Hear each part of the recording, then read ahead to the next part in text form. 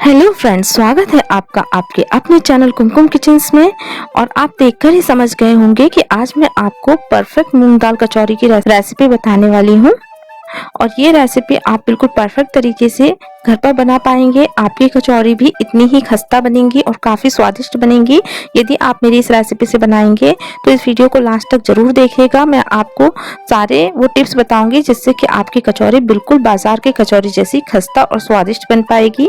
तो चलिए शुरू करते हैं इस रेसिपी को बनाना।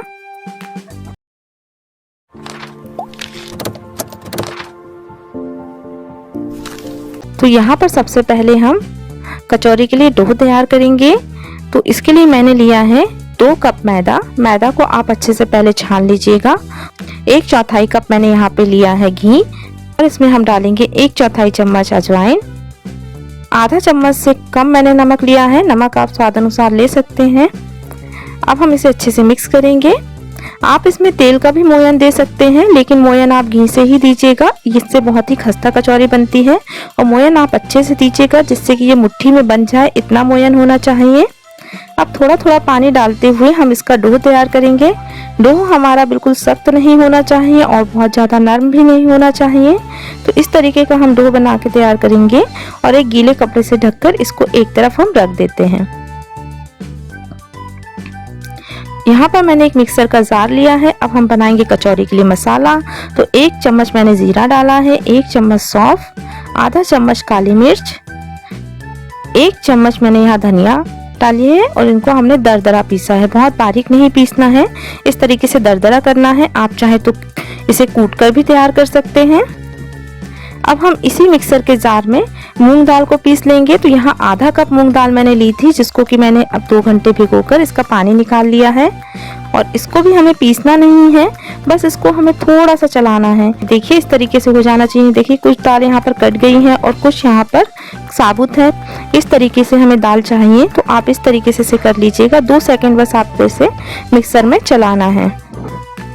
देखिए सारी दाल जो है उसको हमने मिक्सर में चला लिया है। अब यहाँ पर मैंने गैस ऑन करके एक कढ़ाई रखी है और इसमें मैंने 1 और आधा चम्मच तेल डाला है। तो देखिए तेल हमारा गर्म हो गया है। इसमें हम डालेंगे 1 चम्मच बारीक किया हुआ अदरक। आप गैस की फ्लेम को मीडियम रखिएगा। 1 चम्मच हरी मिर्च। इसे चलाते हुए भून लेते हैं। लगभग हमें इसे बहुत थोड़े टाइम के लिए भूनना है। 30 सेकंड ही मैंने अदरक और हरी मिर्च को चलाया है और फिर हमने जो कचौरी का मसाला बनाया था उसे डाल दिया है। अब हम डालेंगे बेसन। तो मैंने यहाँ 2 चम्मच बेसन डाल दिया है भरकर और इसे हमें अच्छे से भून लेना है। ध्यान रखिएगा बेसन को आपको लो टू मीडियम फ्लेम पर लगातार चलाते हुए भूनना है, इस बात का विशेष ध्यान रखिएगा। और गैस की आंच का भी आप ध्यान रखते हुए चलिए। अब हमने गैस की आंच बहुत कम कर दी है और अब हम सूखे मसाले डालेंगे। तो यहाँ मैंने डाली है आधा चम्मच लाल मिर्च पाउडर, आधा चम्मच धनिया पाउडर, 1/4 चम्मच हल्दी पाउडर, आधा चम्मच गरम मसाला और थोड़ी सी हमने इसमें कसूरी मेथी डाली है, लगभग 1 चम्मच, और आधा चम्मच हमने इसमें डाला है काला नमक।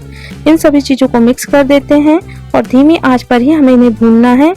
अब हम इसमें डालेंगे 1 चम्मच आमचूर पाउडर और नमक स्वाद अनुसार। तो नमक आप ध्यान से डालिएगा क्योंकि हमने इसमें काला नमक भी डाला है। अब हम इसे अच्छे से चला लेते हैं। अब हमने जो दाल पीस कर तैयार की थी वो हम इसमें डाल देंगे और इसे लगातार चलाते हुए हमें भूनना है। तो इसे हम 8 से 10 minute low to medium flame पर भूनेंगे जब तक कि ये बिल्कुल इसका चिपचिपापन खत्म नहीं हो जाता है। देखिए इस तरीके से अलग अलग नहीं हो जाती है, तब तक हमें इसे भूनना है। अब हमने गैस का फ्लेम बंद करके इसमें हरा धनिया डाल दिया है। अब हम इसको ठंडा करेंगे। बेसन को यहाँ पर मैंने 3 मिनट के लिए भूना था। तो देखिए हमारी जो स्टफिंग है वो तैयार हो चुकी है। और अब हमने यहाँ पर हमारा जो मैदा है वो भी अच्छे से फूल गया है। इसे एक बार और हाथों से अच्छे से मसल कर रेडी कर लेते हैं। देखिए इस तरीके से आप एक लोई ले लीजिए और इसे हमें इस तरीके से हाथों से फैलाना है। आप बाहर की तरफ से फैलाइएगा, अंदर की तरफ से ये मोटा रहना चाहिए। और इस तरीके से मैंने मसाले की एक गोली बना ली है और इसके अंदर हम इसे स्टफ करेंगे। इस तरीके से इसे भरने में बहुत ही आसानी से हमारी कचौरी में हम फिलिंग भर पाते हैं। तो देखिए इसे इस तरीके से आप बंद कर दीजिए और हाथों से हथेलियों से दबाकर इसे इस तरीके से बनाइएगा। और ध्यान रखिएगा हमारी कचौरी कहीं से भी खुलनी नहीं चाहिए, अच्छे से बंद होनी चाहिए। इस तरीके से देखिए मैंने सारी कचौरियाँ बनाकर तैयार कर ली है। अब तेल को आप यहाँ पर तलने से पहले ध्यान रखिएगा कि पहले तेल को हमें हाई फ्लेम पर गर्म करना है, जिससे कि इसका कच्चापन चला जाए। फिर हम इस तेल को हम लो टेम्परेचर पर लेकर आएंगे और उसके बाद ही हम इसमें कचौरियाँ डालेंगे और लो टू मीडियम फ्लेम पर ही हमको कचौरियों को फ्राई करना है। आप कचौरियाँ सेकने में जल्दबाजी नहीं कीजिएगा, इन्हें धीरे धीरे ही पकने दीजिएगा और इस तरीके से आप चलाते हुए दोनों तरफ से कचौरियों को सेक लीजिए। कचौरियाँ जब सेकने लग जाती हैं तो ऊपर अपने आप आ जाती हैं और देखिए कितनी बढ़िया हमारी कचौरी फूल रही है और इन्हें सेकने में मुझे 8 से 10 मिनट लग गए हैं।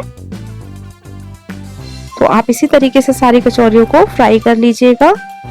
कचौरियाँ सेकने में जल्दबाजी नहीं कीजिएगा और तेज फ्लेम पर यदि आप इन्हें सेकेंगे तो ये अंदर से कच्ची रह जाएगी। तो आप इसे लो टू मीडियम फ्लेम पर ही सेकेगा।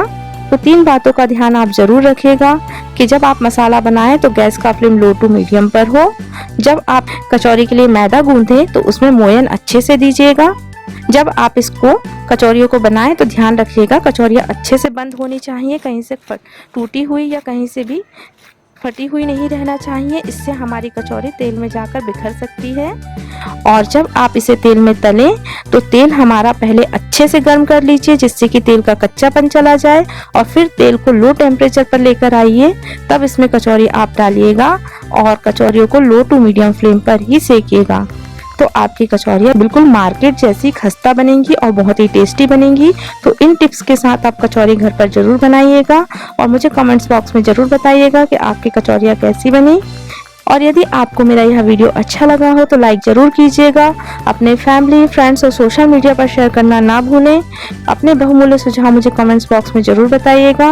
और यदि आपने अभी तक चैनल को सब्सक्राइब नहीं किया है तो चैनल को सब्सक्राइब जरूर कीजिएगा विथ नोटिफिकेशन बेल। तो मिलते हैं नेक्स्ट वीडियो में एक नई रेसिपी के साथ, तब तक के लिए बाय बाय।